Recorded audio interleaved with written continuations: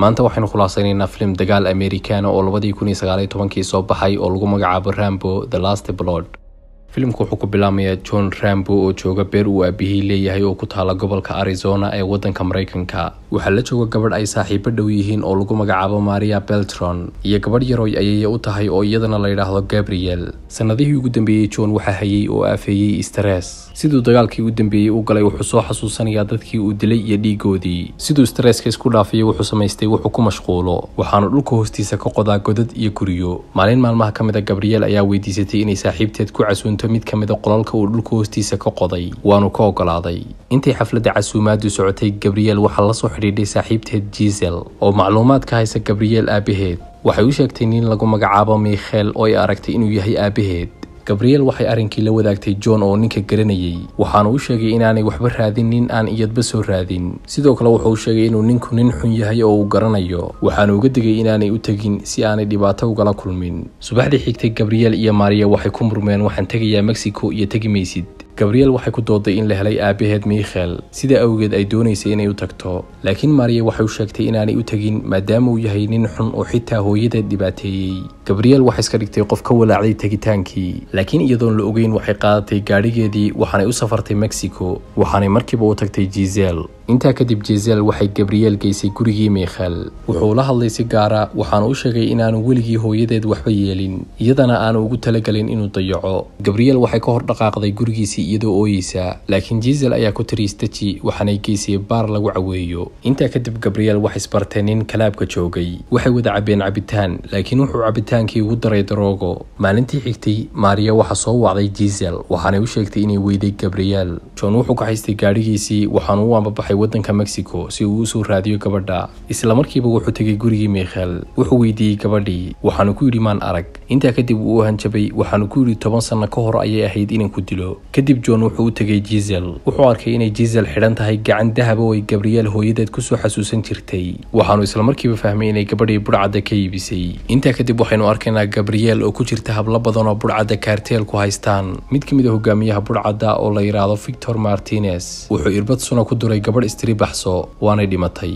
waxaanu kuwii kale ugu hanjabay inuu iyagana sidaas oo kale ku sameynayo hadday isdhahaan baxsada. John wuxuu ku qasbay Giselle inay soo tusto kalaabkii ay Gabriel geysay. intaa kadib way geysay waxaanay tustay ninkii ay Gabriel la hadlaysay. John waxa aragtay gabadh lagu magacaabo Carmen Delgado. John wuxuu dabagalay ninkii markuu ka baxay kalaabkii waxaanu xagga dambe kaga qabtay midi uu sitay. ninkii wuxuu diiday inuu u sheego halkay gabadhii joogto. intaa kadib John wuxuu ninkii u jir dilay si arxan daran wuxuu ka garaacay laabta wuxuu midi ka galiyay lugta sidoo kale wuxuu far ka galiyay qoorta. intaa kadib ninkii wuu qayliyay waxaanu ogolaaday inuu soo tuso meeshii uu Gabriel geeyay. John wuxuu kacay dhanka iyo xaruntii burcada gabadhii Carmen way daba socotaa. Victor ayaa u yimi walaalkii Hugo iyo burcadii kale oo xeerada joogta. John intuu gaarigii ka degay ayuu u yimi labadii walaal ee kooxda madaxda u ahaa wuxuu tusay sawirkii Gabriel waxaanu weydiiyay halkay geeyeen. burcadii isla markiiba way garteen waxaanay John ku qabteen qoryahoodii. kadib waxay si xun u garaaceen John. intaanay ka tageen Victor ayaa dhabanka kaga dhigay sumadii burcadooda. John waxa uu timi gabadhii Carmen waxaanay ka qaaday meeshii. burcadiina waxay u tageen Gabriel waxay ku mudeen irbad darooga ah waanay jir dileen.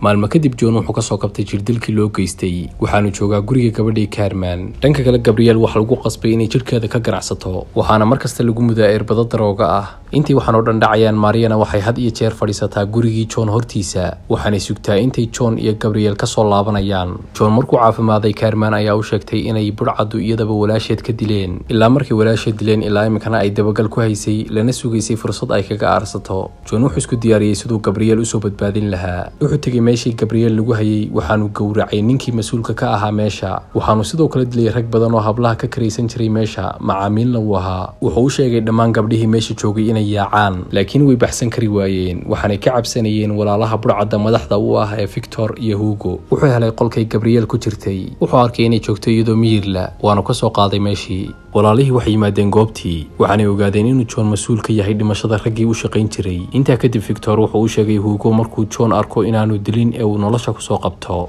iyagoo kusii socda Arizona. John wuxuu u sheegay Gabrielle inuu ragga waxaas u geystay uga aari doono iyadana uu geyn doono meel lagu daryeelo. nasiib xumo daqiiqada kooban kadib Gabrielle way dhimatay waxaana u dhimatay daroogadii xad dhaafka ahayd ee la siiyay. John wuxuu gurigiisa u gaaray subaxnimadkii waxaanu isla markiiba warkii u sheegay Maria. John iyo Maria waxay Gabrielle ku aaseen dhanka dambe ee guriga. Maria waxay ka tagtay gurigii waxaanay aaday gurigii walaasheed waxaanay u sheegtay John inay murugoon doonto inta nolosheeda ka hadhay. John wuxuu iminka isku diyaarinayaa sidii uu u argoosan lahaa. wuxuu beerta hoosteedii ka dhisay luqluqyo badan waxaanu dabinna ku wada xidhay beertii. wuxuu ku laabtay Mexico waxaanu Kerman ka dalbaday inay ka caawiso helitaanka Victor. markay tustay John wuxuu galay gurigii Victor.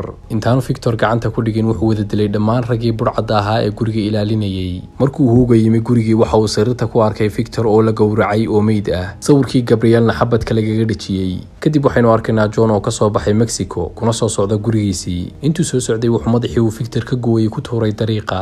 Hugo iyo ciidamadiisii waxay isku diyaariyeen dagaal. waxay iyagoo tiro badan isku soo raaceen beertii uu John ku noolaa halkaas oo uu John iyaga ku sugayay. markii beertii soo galeen gaadhigii ugu horeeyay wateen waxaa qarxiyay mid ka mid ah dabanadii bambada ahaa. intaa kadib raggii waxay ka degeen gawaadhidii waxaana is dhaheen ku dhuumalaysta luqluqyada dhulka hoose. laakiin godadka dhulka hoosena waxaa ku xidhnaa dabinno iyo waxyaalaha qarxa badankoodiina way ku dhinteen. raggii markay kala yaraadeen John wuxuu ku dhuuntay madowga waxaanu qarxiyay nin kasta oo uu arko. sidoo kale wuxuu la dhacay baangadiisa. badanka nimankii burcadaha markuu wada laayay John wuxuu fariin raadiyaha uga diray Hugo oo luqluqyada dhulka hoose ku dhuumaalaysanayay. waxaanu u sheegay in goortuu dhimanayay la taagan yahay. John wuxuu qarxiyay dhammaan bambooyinkii uu geliyay dhulka hoostiisa waxaana meeshii ku gubtay burcadda intii harsanayd. laakiin Hugo wuu ka badbaaday waxaanu galay guryaha beeralayda. laakiin nasiib xumadiisa waxaa guriga ku sugayay John. wuxuu ku tuuray 4 leeb waxaanu Hugo ku dhigay gidaarka. John intuu tooradiisii la soo baxay ayuu u yimi waxaanu ku yidhi horaada wadnaha igala baxday anna iminkaan kaala baxaya.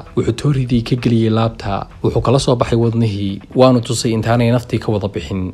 John isagoo ku dhaawacmay dagaalkii wuxuu fadhiistay kursi gurigiisa hor yaalay. wuxuu ku cataaway kuna calaacalay inuu iminka kali noqday cid kastoo uu jeclaana dhimatay. laakiin wuxuu ballan qaaday inuu sii wadi doono dagaalka si ay xasuusahooda u sii noolaadaan. filimka dhammaadkiisa waxaa dib laynoo soo xasuusinaya dhammaan 5tii filim ee Rambo waxaanu ku dhammaanayaa filimka John oo faras saaran una sii socda dhanka cadceed dhaca.